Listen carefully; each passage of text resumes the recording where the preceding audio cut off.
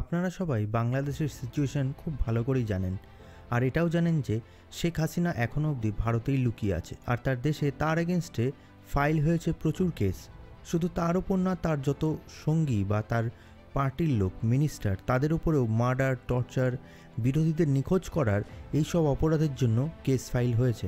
আর তাকে সাজা দেওয়ার জন্য বাংলাদেশের ইন্টারন্যাশনাল ক্রাইমস ট্রিবিউনাল ভারত থেকে শেখ হাসিনাকে বাংলাদেশে আনার প্ল্যানিং চালু করেছে। আজকের ভিডিওতে বলবো বাংলাদেশ কি সত্যি পারবে শেখ হাসিনাকে ভারত থেকে নিজেদের দেশে আনতে, নাকি তাদেরকেও ইন্টারন্যাশনাল কোর্টে যেতে হবে। আজকের ভিডিওতে সবটা নিয়ে আলোচনা করব, কিন্তু তার আগে চ্যানেলে নতুন হলে চ্যানেলটি সাবস্ক্রাইব করুন আর ভিডিওটি একদম এন্ড অবধি দেখুন। ভারত আর বাংলাদেশের মধ্যে একটা ট্রিটি বা চুক্তি আছে, যে চুক্তি অনুসারে এই দুই দেশ অপর দেশে লুকিয়ে থাকা কোনো আসামি বা জঙ্গিকে অন্য দেশের হাতে তুলে দিতে বাধ্য। এটা তৈরি হয় 2013 সালে, আর 2015-তে যখন নরেন্দ্র মোদী সরকারে আসে, তারপর 2016-তে এই ট্রিটিতে কিছু পরিবর্তন করা হয়। আর এই দুই দেশের মধ্যে আসামিদের যেই আদান প্রদান, সেটাকে আরও সহজ করে তোলার জন্যই এই ট্রিটিটাকে অ্যামেন্ড করা হয় বা কিছু পরিবর্তন আনা হয়। 2016 সালের এই চুক্তির অ্যামেন্ডমেন্ট করে যে পরিবর্তনগুলো আনা হয়, তার ফলে 2020-তে দুইজন আসামিকে ভারত বাংলাদেশের হাতে তুলে দেয়, যারা শেখ হাসিনার বাবা মুজিবুর রহমানের হত্যাকাণ্ডের সঙ্গে যুক্ত ছিল, আর তাদের ফাঁসি দেওয়া হয় বাংলাদেশে।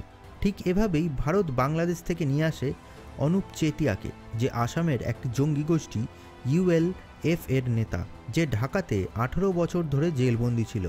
কিন্তু এই ট্রিটি অনুসারে কোনো আসামি অন্য দেশের হাতে তুলে দেওয়ার জন্য দুটো শর্ত মানতে হবে। প্রথম শর্তটা হলো, যে দেশে সেই আসামিটা রয়েছে বর্তমানে, সেই দেশে অ্যাটলিস্ট তাকে 1 বছর জেল খাটতে হবে। আর সেকেন্ড হলো, এমন কোনো ক্রাইম করতে হবে সেই ব্যক্তিকে যে দুটো দেশেই অপরাধযোগ্য। এবার শুধু যে অপরাধ করলেই তাদের ক্ষেত্রে এই চুক্তি কার্যকরী হবে এমন না।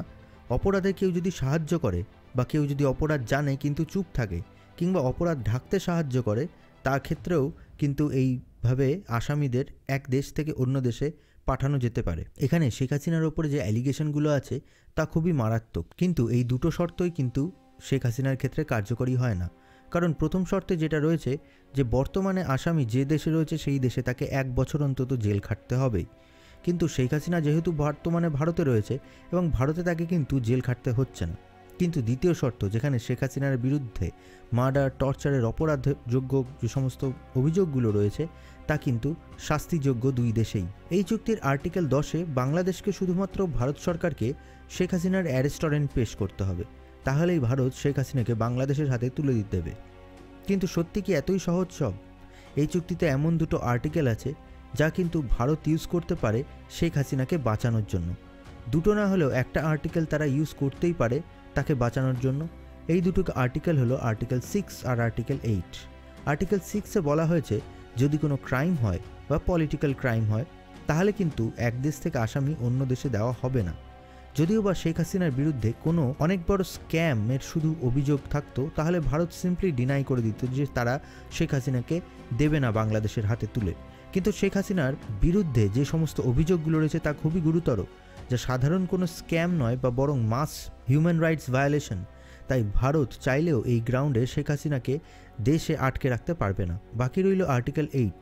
এই গ্রাউন্ডে অবশ্যই ভারত পারে শেখ হাসিনাকে বাংলাদেশে না পাঠাতে।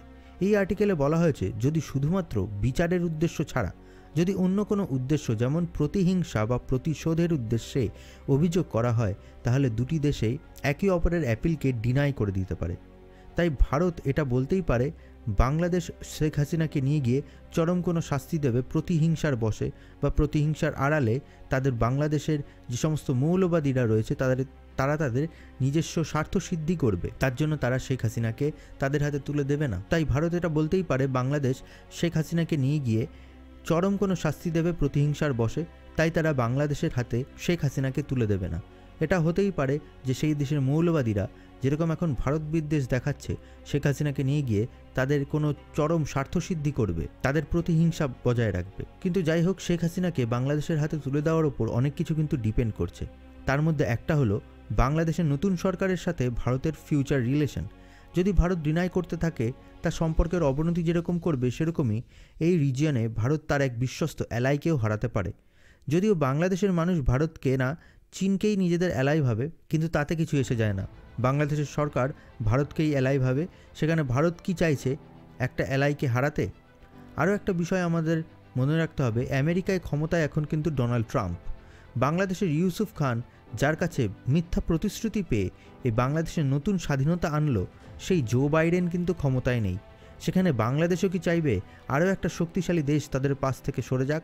শুধু দেখতে হবে ভবিষ্যতে কী হয়। ভিডিওটি ভালো লাগলে ভিডিওটি লাইক করবেন এবং শেয়ার করবেন। ধন্যবাদ।